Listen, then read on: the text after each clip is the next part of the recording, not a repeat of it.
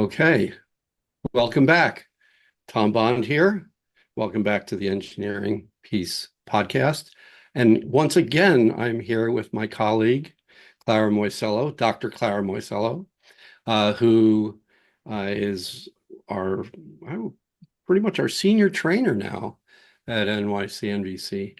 And we are continuing our little series we've been doing together on needs awareness. And so we're building. So we today we're going to talk about something that it's one of my favorite subjects in this whole realm because it was really the first way I made I could say like a practical connection to compassion, how compassion and compassionate thought needs awareness actually helped me out. Like, it just helped me out. It helped me get a life upgrade for myself.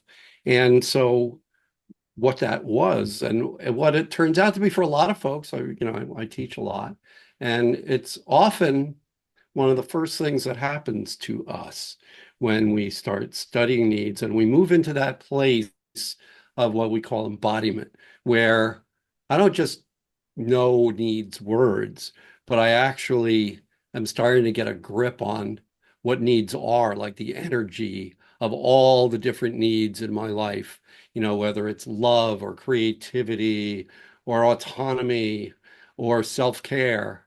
And so the one I want to talk about today, and the one we've decided to talk about today, is self-care. And that was really in my journey in needs awareness, and I'm aware a lot of other folks go through the same thing, is this need that we call self-care, which is the need for care turned outside in, where we actually use, and I find this to be true for empathy. I learned self-empathy through learning empathy. And so one of the things that happened to me was I was like, wait a minute, I think I could take better care of myself. And so the rest was history from there. But anyway, so that's what we're going to talk about, Clara. I'm curious what you'd like to add to that. Yeah, thank you. Thank you. I'm really excited to be here again. And yeah, as you know, this is also a topic, a very dear topic to me too, because I find I find it amazing that these tools and skills and practices that we learn through needs awareness and nonviolent communication that can really become can be transformative both for our relationships with other people and the one with ourselves, and can be really become like an inner compass that guides me to make decisions in a different way, take care of myself in a different way, all through this lens of needs awareness. And I think it can apply to so many different aspects of our lives, and also a lot of concepts and tools that people may be familiar with more in the context of relationships can really work well also with ourselves. And I'm sure we'll go into some more details. But as someone who really learned to take care of myself predominantly through either judgment or criticism and guilt, all through my early and not so early years, and through external ideas of right and wrong, and how would others see me and so on. Yeah. Having What should I look like? How Yeah, should I act? What should I do? yeah, what That's a should I big do? one for me, right? Uh, Absolutely. and I'm so glad you're saying this because, you were saying, well, no, we're using this consciousness is different. Well, different from what, right? Yeah. Like, what is so new about this? Why is this different? And I think we're on it right now, and that is that the difference is where it's coming from. Like, where is the judgment for how I would like my life to be, what I would like it to look like? Where is it coming from? What's the axis there? And a lot, like we were just saying, so much of it comes from outside, number one. And number two comes in the form of criticism or judgment or right and wrong, which takes us out of the picture, right? If it's you do the right thing, you don't do the wrong thing, well, that's okay, done. That's right. Then there's no more discussion here. Whereas what's happening for us, and which happens for everybody really who studies needs awareness, is you start to develop a different resource. You start to develop a different, um, yeah, axis, right, of control. And that is yourself. And how do we even do that? And that is through self-empathy, right? So anything else on that, Clara? Yeah, yeah, I think that it's almost like we have a chance to rebalance what generally has come from. We learn about self-care and how to navigate our lives predominantly or very often from, as you said, external sources, whether people close to us or media and so on, school education, and I think that tend to tune us to those voices more than our sort of inner authority or inner even wisdom in some ways. And so we might just have a lower sensitivity to that. And I think all the work around building needs awareness is reclaiming the fact that we do have an inner compass, an inner wisdom that comes from our body and our feelings and our emotions and how they uh, make us aware of our needs in such a way that we can not necessarily eliminate what we receive from the outside, but almost like check it, right? Does that Exactly. match? Right. Because not everything. I mean, I learned I should do things that I will continue to do for the rest of my life because it works. It turns out, right? So we kind of go through this inventory, almost you could call it, Yeah, where we start examining our shouldn't thoughts. And I think that's actually where this whole self-care thing yeah. comes from, right? Like it's one of the first thing that kind of crops up. And that's because, and if you think about this, it kind of makes sense, which is we each are having our own separate experience here. Hmm. So my needs, even though they're the same as yours, Clara, or the same as anybody listening, that's the same set of needs, but the metness of those needs is certainly not identical. And yet we take our kind of cues from a static set Hmm. of behaviors. And Hmm. so, and also kind of like a static set of hierarchy Hmm. as well. And so when we start doing this thing and we start tuning this way instead of just receiving from outside, we end up making like a customized package for ourselves, which will inevitably work better than just the pre-stamped one Hmm. that's out there in the world. And so this is where we get to start, I could almost say, self-expressing, right? Where we get to be ourselves. Yeah. I'm curious if there's any areas in your life or anything that comes to mind where this perspective made a difference for you. Hmm. Yeah. I did not I did not recreate much in my life. I did not take time off.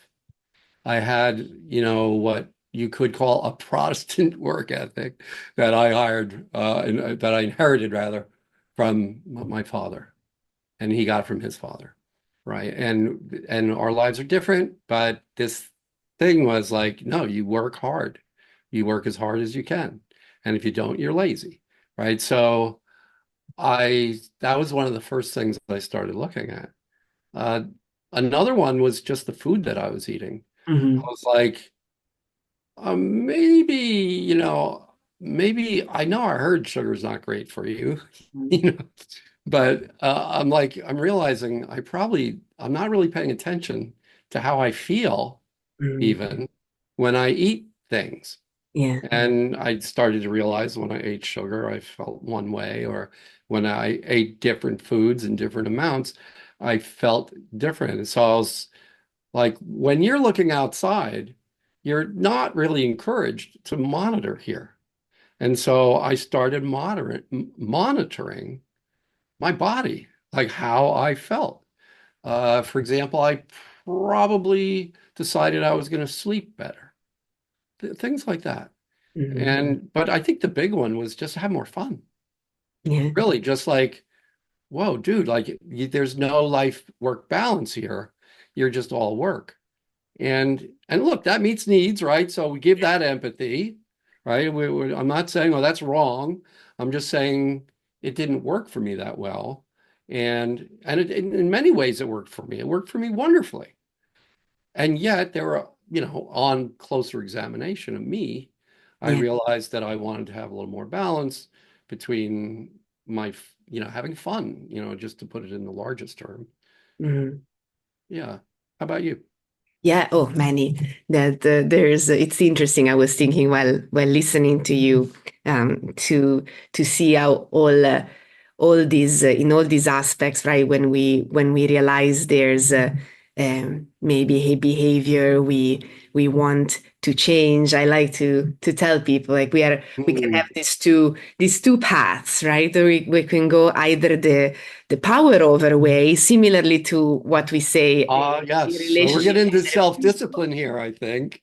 But Right? also in this case, like to really, Yeah. I want to really for people to get a sense of how needs can make a difference there, right? Yeah, The yeah. idea that I can approach whatever. First of all, even before that, even the sensitivity to recognize that something that you're doing because of a should is not working is it's already a great step in itself. And I'm imagining Yeah. your body lets you know if and if you tune in at least to some extent, as you were saying, I imagine that at some point you noticed some of the, let's say, of the challenges of working to the extent you would work, or working all the time. I remember it in our conversations, but at some point you would say, I realize I haven't taken a vacation since Yeah, college like, or right, right. something like that. So Yeah. something tells you, and you get a signal that, okay, something may need to be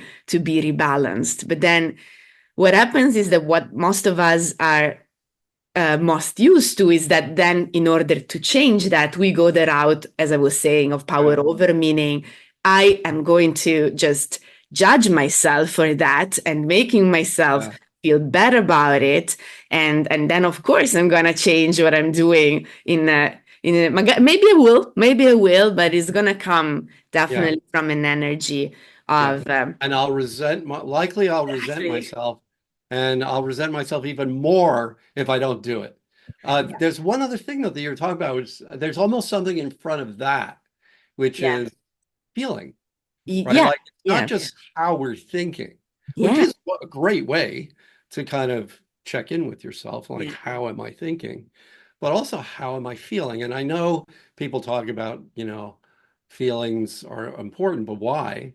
Well, they're important because they are like really incredibly accurate and objective, uh, objective, subjective uh, indicators, Yeah, yeah, right? yeah, yeah, And so that's one of the things that starts happening for a lot of us, right? yeah, As it did for me in the beginning of my practice, I was like feeling my body. I was feeling my feelings. I was yeah, trying to be aware of my feelings, but I had a secondary purpose, right? Because I was trying to figure out what my needs were, and that's as it turns out, a very good reason to feel feelings. And by the way, probably a reason why a lot of us don't bother to feel feelings, because in a world of shouldn't, feelings are navigation. You might not even, it could just like be a pain in the neck to have that, right? Interference with my shouldn't thinking.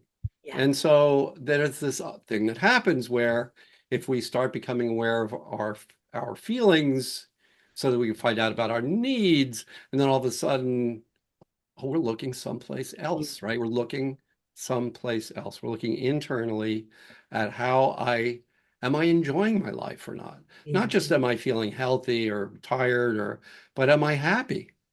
Yeah. And that I think is a really important part of this work too, that, it's easy to forget about it, I think, after a time, but Yeah. especially when you said feelings and needs 400,000 times in your life, you, like you want to go like, whoa, why am I talking about this all the time?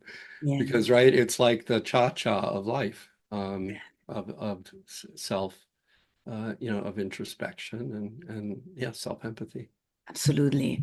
And so that would be that signal that can let us know if whatever we're doing with ourselves is working or not, and that Yeah. attunement is critical. And then again, the second route from the one described before is the one where noticing that and noticing that there might be a behavior that is again not working for us, not just because someone says it's wrong or right, but because our body also, like you were saying with, for example, with sugar, it's not just because someone tells you that is bad, which is also not necessarily, a universal statement at every level, but you notice, okay, maybe this amount, my body is not absorbing it or assimilating it well, and I can balance that Yeah. external and internal. So once I have that signal, then now if I have my needs my needs tools with me, then I can look at two powerful aspects.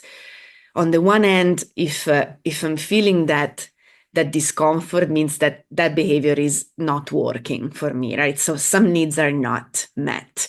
Maybe in the case that you were describing, something about well-being and health or comfort, or I don't know if you have other guesses, you let me know as well. But then, Oh, just, yeah, yeah. Do I like myself? Do I like my life? yeah, I mean, look, we can, I know we start, I think it's no wonder it's such an important, no wonder we talk about it so yeah, much, because it really then starts to turn into self-expression, in fact, mhm, right? In other words, really, who am I and what do I want my life to look like? So yeah, this goes beyond, do I want to work out on Wednesdays or do I want to, buy a different set of clothes or something? No, this is like, do I like my life? mhm, And how do you, it's very difficult to assess, at least it was for me, to assess my life from the perspective of what's right and wrong or what I shouldn't do, because there's a lot of options there and not a lot of now, not necessarily a lot of orientation. yeah, And so when I started working with my feelings and my needs, they started to uh, point me to like I could start to point me in a new direction. I mean, I changed my career. mhm, You know, I've ended relationships. I've shaved my head. I mean, the list goes on. It's just yeah, like, in other words, we decide to do things because we actually want to, and it makes our lives better, and we have a system to check on that, yeah, right? yeah. Totally. I was gonna say I didn't shave my head, but definitely changed careers and ended some relationships too. So we have that in Uh, common. But yeah, so that's as I'll I wait. I can wait, Clara. no, I don't think so. But yeah, so yeah, we recognize that some needs are not met. Like if you go back to your example about your working, like if I use a judgment or like maybe overworking even, but the idea Right. that maybe some needs for rest and relaxation and fun may not be met, but also recognizing, which is quite powerful, that some needs are also met for you in that, and maybe there's an Right. enjoyment of progress and learning and growth, or just contribution, I imagine, especially with your work. And so it's not that the one needs to obliterate the other, and Right. and Right. it becomes more of a balancing act where I can Yeah. recognize that both things exist in me, and that I can Yeah.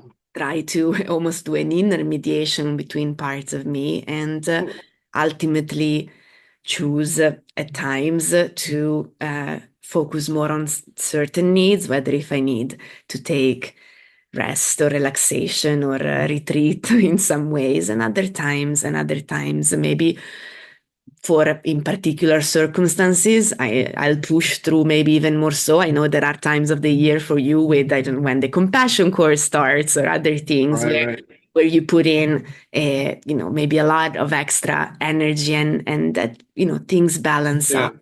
Yeah. It's not one or the other, but it's, However, we do that by choice, which is really cool. yeah, yeah. Right. Because if I'm just doing it out of a habitual or even some kind of a social or psycho norm that I've developed, I don't really have any, I don't have any gauges to read, Yeah. right? So I don't know how fast or slow I'm going. I'm not paying attention. But once I do have this new, like, internal compass, Mhm. called feelings, I now I could be like, okay, and needs, right? I could be like, no, I'm going to purposely, like, take a deficit on this need of rest for a Mhm. while. But I'm going to do it consciously. I'm not doing it because I have to do it or that I should do it. I'm doing it because it's a good move for me and my life. And since I'm aware I'm doing it, I can also be aware of, like, how to meter that, right? How to Yes, exactly. regulate that. Yeah. And And so it's in the very moment, powerful. yeah. And so in the moment, let's say that I do this extra stretch of particular intense work, I don't lose sight of the fact that rest and recovery is important for me. I keep that awareness, and then as soon as I have an opportunity, I'll take care of that too, and vice versa. So that's the kind of the beauty of power within and holding that we have an alternative to just to beating ourselves up or doing something out of a sense of not having any choice and therefore Yeah. resenting, resisting, rebelling. And I think it's a really Yeah. it's a really wonderful possibility. I So one more place I'd love to go. And Yeah. that is, okay, so suppose I have all this, I've gotten my self-awareness up, I've given myself empathy, I realize I want to take care of myself. How do we do that?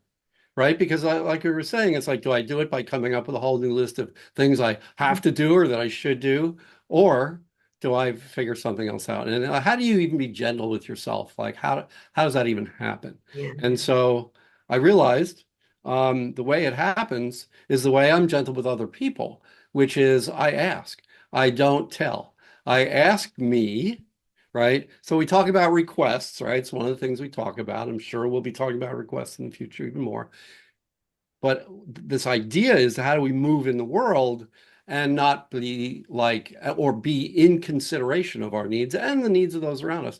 So a lot of people think that requests are just asking people to do Yeah. things. Hmm. Actually, it could be asking me to do something. I can be asking me. I can even ask myself to think something. And so, or to believe something, or to do something. Or, and one of the things we talk about when we talk about requests is that we're willing to hear no.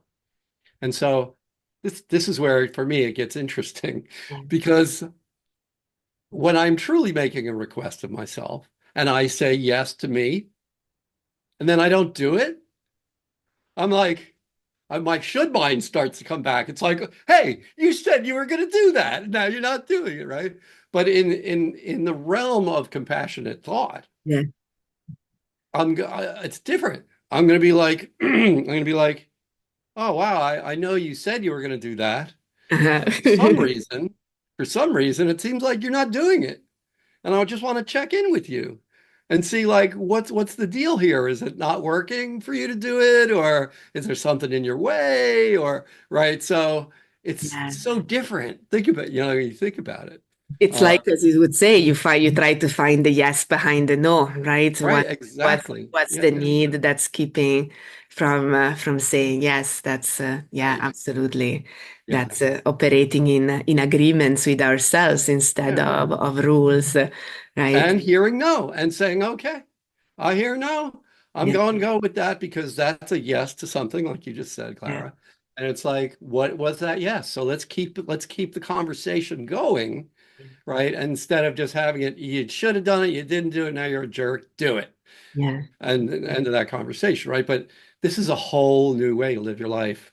And what I like to say, like, be your own best friend, right? Like, say, well, hey, what's going on there? Yeah. And so if you are listening to this and you want to start, you notice that you have a need that you'd like to work on, let's not use that as an excuse to beat ourselves up or to become some kind of a tyrant over ourselves.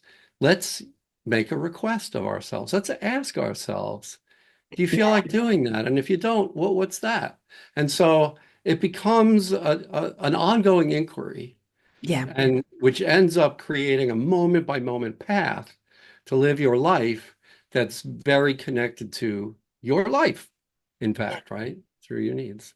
And it often, I think that's maybe the one aspect that I want to add to that. It also often leads you to discover a lot more strategies available to meet certain needs. This is Right. something that as you know, I'm very passionate and I've worked also particularly in the aspect of self-care that has to do with nutrition, body image, weight management, which is a very delicate area which we would need a lot longer to talk about. It's certainly an area where the messaging that we receive and that we are immersed on, I'm going to use the word problematic to stay on a general level, but there's a lot of pain around that because the standards that are set outside ourselves are so kind of of reach most of the time. So a whole Right. area that would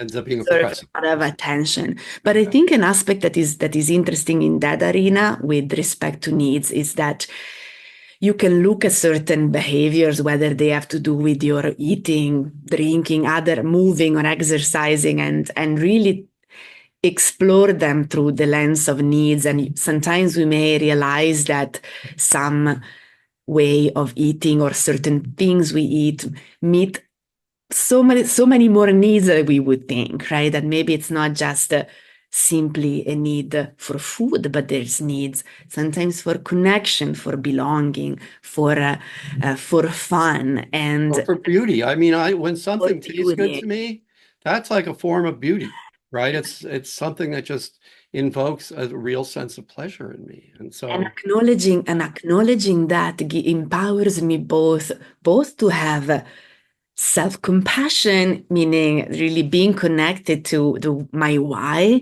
but also potentially to explore other ways to meet those if there are needs for connection or fun or other known, let's say, food related need, then I can explore other ways too and expand my repertoire, because it's important, I think, to keep in mind that often in mhm, our world there are certain strategies that are more easily available than others, and so yeah, sometimes expanding the repertoire can take a little effort, but sometimes may help us rebalancing some of our choices and behaviors from a place, again, yeah, finding more ways to meet needs rather than trying to push the behavior away by sheer willpower or guilting ourselves. And I think right. I've seen this in action with working with people on this, and there's Yeah. many aha moments in that. Yeah, and I've seen that in me, right? So if and I talk about this in my book and in the course, right? Me and my malteds. Like, is it malteds? Are they evil? Like, should I, and are they so bad that I can never have a malted again in my life? Or would it really be about the number of malteds that I have, right? And so instead of me kind of looking at, what we call an enemy image, right, of malteds, I now have a way of regulating, Yeah, in fact, right? So I could say, well, no, I'm not going to have a malted every time I feel like it. However, I am going to have one every now and again, because I can do that and still have my health. So it's not just a matter of finding different ways to meet my needs. I can regulate the madness of them and create balance in the existing behaviors, even, yeah. right? But just figure out how to make them more meaningful for me, really, and understand why I'm doing them. And I think that's where it falls apart a little bit. If Yeah. I'm on a, if I'm doing on an exercise program because I think I should be, Yeah. I'm very unlikely to really work that one out. If I'm doing it because I want to be healthy and I understand what that means and I want to be strong and I want to, I want to be able to watch my grandchildren grow and I want to be able to walk and play frisbee and pickleball or whatever else it is, Yeah. I like, oh yeah, that. And so that's the conversation that we can have, which I mean, look at all the options we're laying out here, right? Absolutely. And I'm imagining that there can still be that one time where I would eat or you would eat a malted more than your body wanted, or I would do something. I know for me, for my own history, and so oftentimes I may eat beyond my level of satiety because before I realize that satiety is there, Yeah, I'm already more full. And in the past, I would beat myself up for that if that happened. And now I think with that, I have. I have the possibility of saying, "Hey, body, thank you. You're yeah, definitely letting me know that yeah, this yeah, right now is not working well for us. All right, I get it. I have a little maybe moment of mourning and self-compassion, but yeah. I'm not saying, I'm not judging myself harshly, which would then have probably even worse results. Like I have rebellion, that. right? I can have sadness. Sometimes I have Yeah, sadness, but I also know and I can have the compassion and say, I know well where that comes from. And so I'm gonna breathe with that and learn from the experience. And that's the retuning to our body. And I imagine even for you now, if you were to, I don't know, eat three malted in the same day or in a row, it wouldn't just be a thought, but it would be really your body letting you know, maybe that yeah. wasn't a great idea. It was Could be fun. an ambulance ride. I don't know. Maybe, or maybe yes. Maybe yes, absolutely. Yeah. Maybe you would discover something surprising. But and I just want to like just circle back here because there's choices here in these moments, right? There's a choice if we have the elements in place to be our own best friend, which means we need to see our needs, we need to have compassion for ourselves, we need to understand or believe that we're doing the best we can, and that's our kind of our precedent. And or we could beat ourselves up and hurt, like psychologically abuse ourselves, however you want to say it. And that there it is, right? Like there it is. Yeah. That's the difference um, between self-care and self-care by choice, by awareness, by needs awareness, Yeah. to bring back our theme here, versus a should, shouldn't, or an enemy image or a right, wrong thought, which, look, we all know that's painful, It is. And I think right? that we have such a challenge because I think we are immersed in a societal and cultural milieu that pushes us a lot, right? There's pushes us to even self-care becomes a mission of reaching standards at times, and so it becomes something that very often not compassionate or needs based. And I think Right.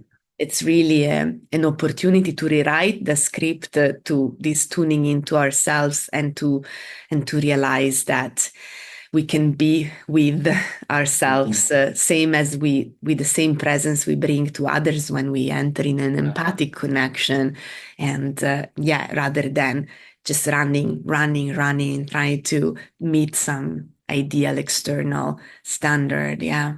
And that said, I really want to be clear here because